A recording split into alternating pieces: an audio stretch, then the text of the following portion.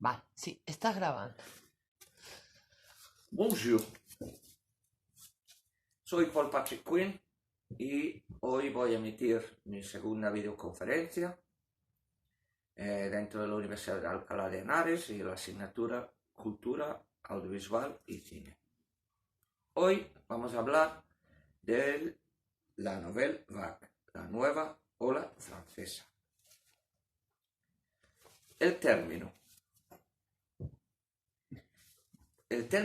la nueva ola o la Nouvelle Vague lo acuña François Giraud en el seminario L'Express en 1957.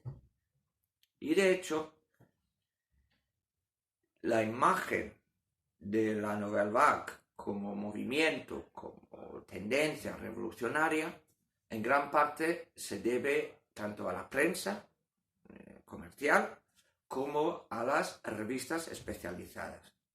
Hay que tener en cuenta que Truffaut, Godard y compañía empezaron siendo críticos de cine para después convertirse en cineastas, en directores.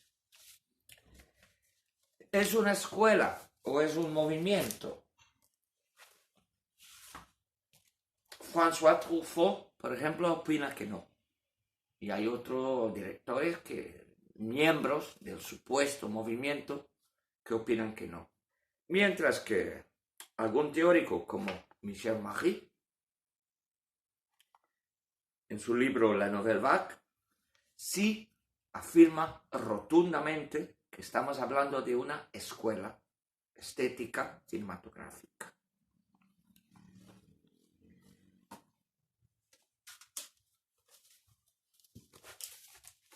Ahora, hay que ampliar las resonancias del término, puesto que se puede decir que es un concepto histórico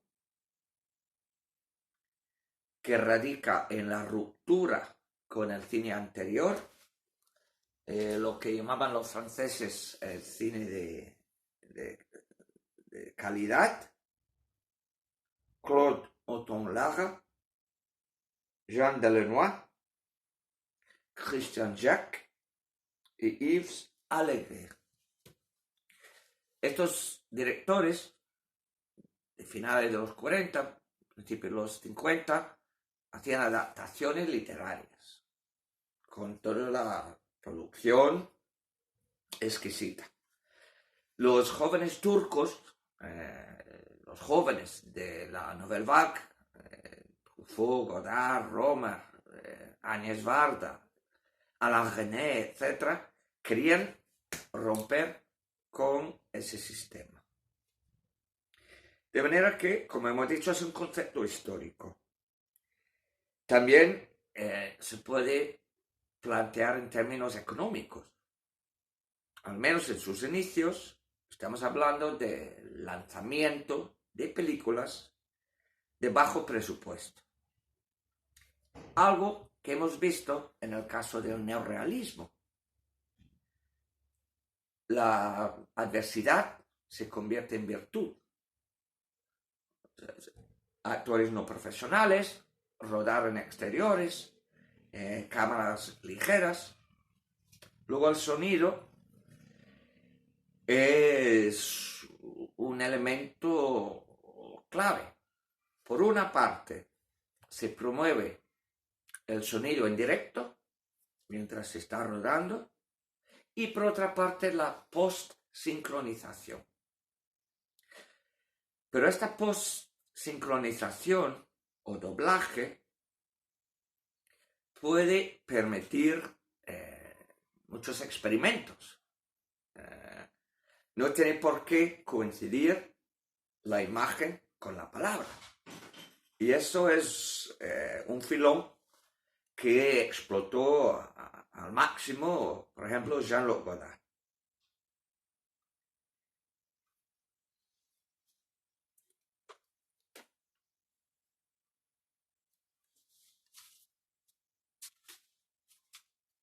También hay que pensar en el contexto sociohistórico es un cine joven, para un país joven. Francia al principio de la Quinta República. Y luego hay otro elemento en el que insisten mucho Truffaut y los demás escritores, directores, artistas, que es lo que denominan la política de los autores. Eso consiste en analizar el cine desde el punto de vista del director. Y ahí hay todo un homenaje, una celebración de la obra de los grandes directores norteamericanos. Howard Hawks, Nicholas Ray, Hitchcock, por supuesto, John Ford incluso. Entonces ahí personalmente veo una contradicción, porque por una parte estos nuevos directores buscan un cine espontáneo, nuevo, de bajo presupuesto, incluso sin guión, pero a la vez ponen a los grandes directores norteamericanos en una especie de Olimpo, de manera que eso nunca me ha dejado de chocar, esa contradicción. En cuanto a su estética, pues creo que el capítulo de Peter Wollen, Godard y Counter Cinema, Godard y el contracinema, en la antología A Film Reader, editado o antologado por Philip Rosen, pues en ese artículo Godard y el contracinema, Wollen establece una dialéctica entre el cine clásico o el modo de representación institucional, el realismo romántico que llama Cousins, y el contracine, o en concreto la labor de la nueva ola francesa. En lo que se refiere al cine ortodoxo, o el modo de representación institucional, habla de 7 virtudes cardenales. Y en cuanto al contracine de la nueva ola, lo expresa en términos de los 7 pecados capitales.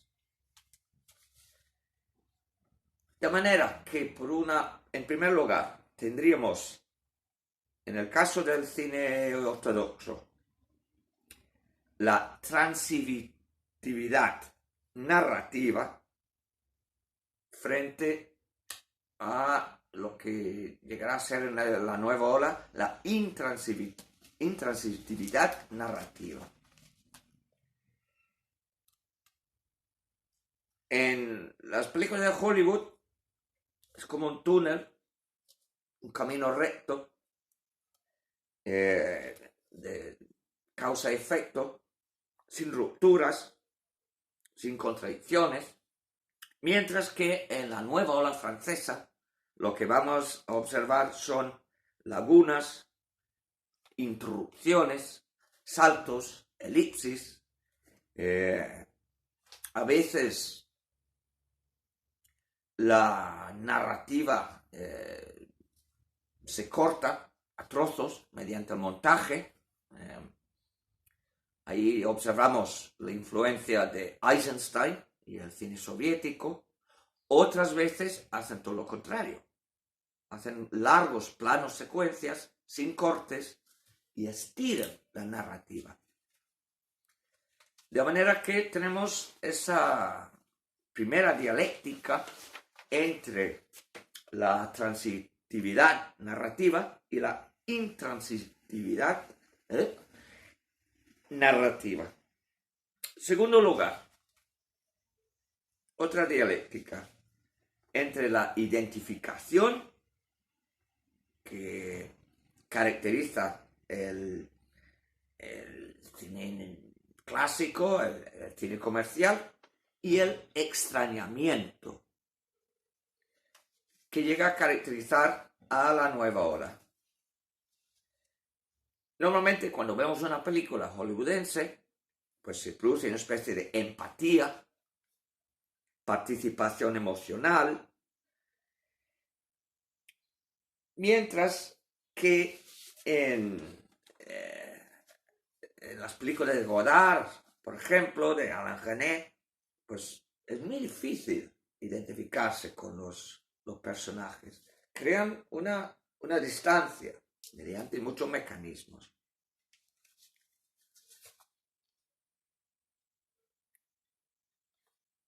En tercer lugar, en lo que se refiere a la narración,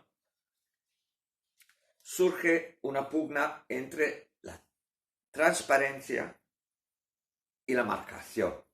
Eso quiere decir que en una película típica, como podría ser Casablanca, por ejemplo, pues todo fluye casi de forma invisible.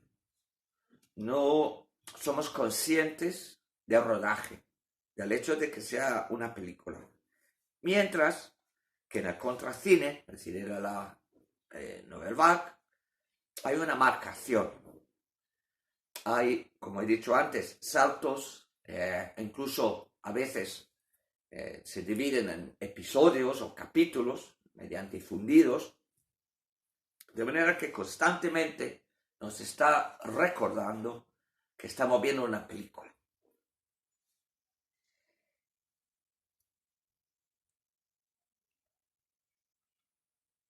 En cuarto lugar, el cine clásico se suele considerar como un ejemplo de la diégesis única, es decir, una única historia. Puede haber algunos subtramas, pero más o menos hay una única historia, que suele versar sobre la acción y el amor. Mientras que, en cambio, lo que encontramos en la nueva ola francesa es una diégesis múltiple, es decir, muchas historias, incluso desconectadas. Entonces el espectador, como si se enfrentase a un puzzle, tiene que recoger las piezas del mosaico y intentar ir colocándolos de forma coherente. En quinto lugar, en lo que se refiere a desenlace o al final narrativo, argumental, el cine clásico se caracteriza por el cierre. Sabemos cómo termina. Se casan, se mueren, pero lo sabemos. En el caso de la nueva ola, pues suelen tener finales abiertos, ¿no? La apertura frente al cierre. Luego, Peter Warren, en sexto lugar, hace otro contraste interesante entre el placer y el desplacer. Las películas ortodoxas, comerciales, suelen representar una especie de consuelo, ¿no? Todo termina bien, hemos entendido todo, el mundo tiene sentido, hay cierto infantilismo, mediante la identificación hay toda una teoría marxista sobre este infantilismo, esta identificación, la idea de que el propio aparato del cine moldea el sujeto, el espectador. Frente a ese placer aparente, en muchas ocasiones la nueva ola francesa propone o provoca una especie de desplacer. Muchas películas son muy duras de ver. Pienso en Weekend, de Godard, con su mezcla de eros y tánatos, erotismo y violencia. Y luego para mucha gente son películas aburridas, ¿no? Porque a veces no pasa nada. El desplacer. Por último, y esto ya es un tema muy delicado, yo creo que bastante ambiguo, porque los propios términos son ambiguos, pero por último, Peter Wallen opone cine clásico, ficción, nouvelle vague, realidad, lo real. Seguramente, como hemos visto en el caso del neorrealismo, que también influye, aunque sea de manera un poco indirecta, en la nueva ola francesa, hemos visto la importancia del formato documental, de coger un trozo de vida. Y además, si algunas películas, como la que comentaremos en la siguiente videoconferencia, que es Sin aliento, de Jean-Luc Godard, pues en algunas películas pues observamos una especie de caos, con los saltos, la elipsis, cámara en mano, la cámara vibra.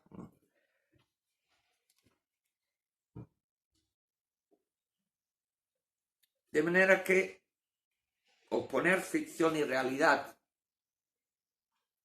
pues sí y no, hasta cierto punto.